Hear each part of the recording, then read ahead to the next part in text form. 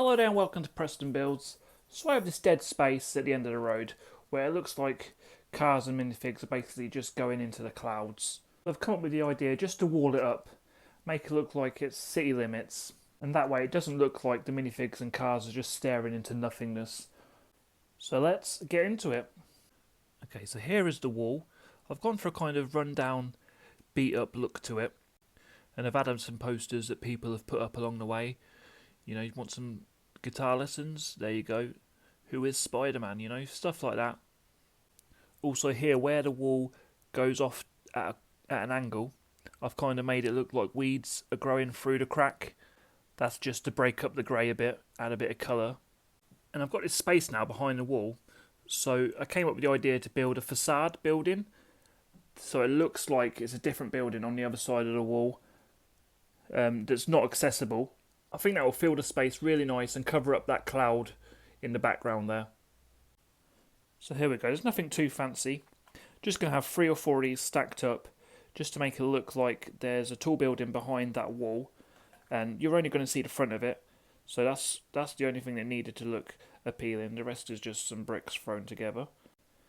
But I'm going to put that into place, make a couple more, and see how that looks in place. I was able to make 4 levels with the bricks I have, so that's gone pretty high.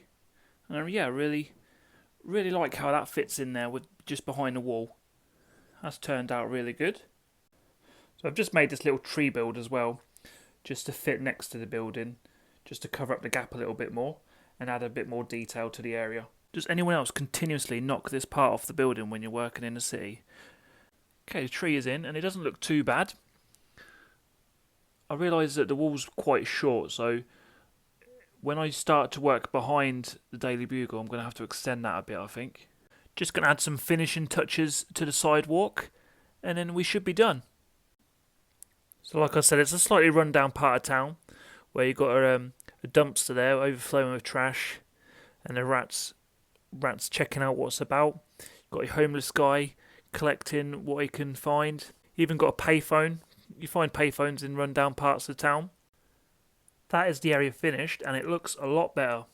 I'm especially happy with the building, coming up with that idea towards the end, because I was initially just going to go with the wall, but yeah, really happy to have put that in. And as well, I've also been able to add lights to that building as well, that I had going spare from a previous build. So that makes it look even better.